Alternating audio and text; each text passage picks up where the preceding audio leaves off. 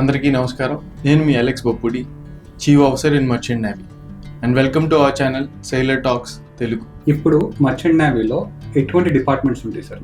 Merchant నేవీలో major గా 3 departments ఉంటాయండి. First వచ్చేటప్పటికి deck department, second engine department, third galley department. వాటిని ఇంకా మనం ఇన్ డెప్త్ గా చూస్తే డెక్ డిపార్ట్మెంట్ లో master or captain, same master అని పిలుస్తారు, ఆయనే కెప్టెన్. సో సెకండ్ వచ్చేటప్పటికి చీఫ్ ఆఫీసర్, తర్వాత సెకండ్ ఆఫీసర్, థర్డ్ ఆఫీసర్, కొన్ని షిప్స్ లో జూనియర్ ఆఫీసర్ కూడా ఉంటారు. దాని తర్వాత కెడెట్, డెక్ కెడెట్ అంటారు.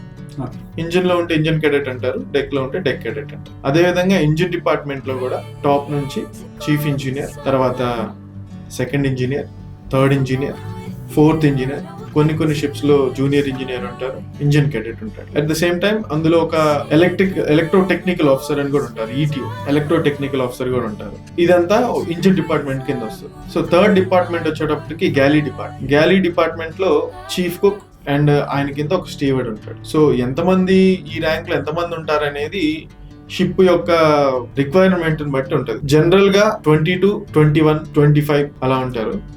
సో వీళ్ళే కాకుండా మనకి రేటింగ్స్ లో కూడా డెక్ రేటింగ్స్ ఉంటారు అండ్ ఇంజిన్ రేటింగ్స్ ఉంటారు. డెక్ రేటింగ్స్ లో వచ్చేటప్పటికి డెక్ రేటింగ్స్ హెడ్ బోసన్ ఉంటాడు. బోసన్ కింద ఏబీస్ ఉంటారు, అట్లీస్ట్ 3 ఏబీస్ ఉంటారు. అదే విధంగా దాని కింద ఇంకొక ఆర్డినరీ సీమెన్ అంటారు. ట్రైనింగ్ వచ్చే వాళ్ళు, దాంట్లో కూడా ట్రైనింగ్ రావాలి, వాళ్ళని డిటిఎస్ఎం అంటారు. So deck training seaman, so వాళ్ళు కూడా ఉంటారు. అండ్ ఇంజిన్ రూమ్ లో వచ్చేటప్పటికి ఇంజిన్ రేటింగ్స్ కూడా ఉంటారు. ఇంజిన్ రేటింగ్స్ లో ఫిట్టర్ ఉంటాడు, ఆ తర్వాత ఆయిలర్ జనరల్ గా 2 ఉంటారు. ఆయిలర్ ఉంటే ట్రైనీ వైపర్ కూడా ఉంటారు అనమాట. ట్రైనింగ్ స్టేజ్ లో ఉన్న వాళ్ళు ట్రైనీ వైపర్ గా తీసుకొస్తారు, షిప్స్ లో ఉంటారు. ఇప్పుడు షిప్స్ అనేవి కూడా రకరకాలు ఉంటాయండి. షిప్స్ అనేవి చాలా రకాలు ఉంటాయి. అందులో నేను పర్సనల్ గా చేసింది bulk carrier, container ship, oil tanker ship, ఇప్పుడు ఎల్పిజి ట్యాంకర్ షిప్స్ చేస్తాను.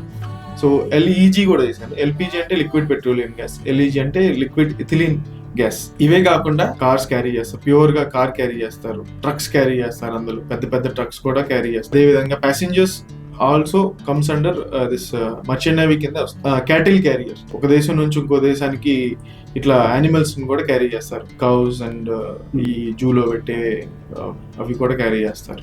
లాగ్ క్యారియర్, లాగ్స్ ఉంటాయి కదా, పెద్ద కర్రలు.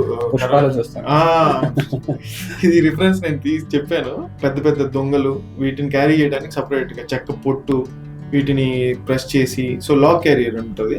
టింబర్ క్యారియర్ అంటారు, మామూలుగా మా టర్మ్స్ లో టింబర్ క్యారియర్ అంటారు. దాని అవసరాన్ని బట్టి హెవీ లిఫ్ట్ క్యారియర్ అని, మనకి డ్రెడ్జింగ్ అని, డ్రెడ్జర్ ఉంటుంది, డ్రెడ్జర్ అని.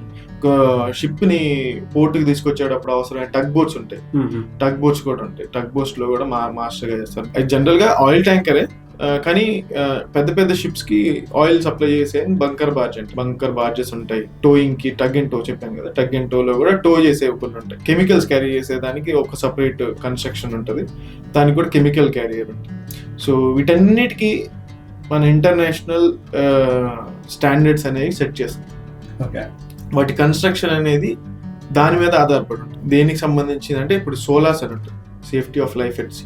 మనకి టైటానిక్ మునిగిపోయినప్పుడు అందరికి లవ్ స్టోరీ వస్తే మనకేమో సోలాస్ అని ఒక బుక్ వచ్చింది. So it's a very good book. And అందులో మన షిప్ ని ఎలా కన్స్ట్రక్ట్ చేయాలి, ఏ మెటీరియల్ వాడాలి, కెమికల్ క్యారియర్కి వచ్చేటప్పటికి ఐబీసీ కోడ్ అని సపరేట్ బుక్, గ్యాస్ క్యారియర్కి వచ్చేటప్పటికి ఐజీసీ కోడ్ అని సపరేట్ బుక్, బల్క్ క్యారియర్స్ కి సపరేట్ గా ఐఎంఎస్బిసి అని ఒక సపరేట్ బుక్, అలాగే ఆయిల్ ట్యాంకర్స్ కి ఇస్గాట్ అని separate book. So every ship అనేది ఒక సర్టెన్ స్టాండర్డ్స్ తో, ఇంటర్నేషనల్ స్టాండర్డ్స్ తో కన్స్ట్రక్ట్ చేసి ఉంటుంది.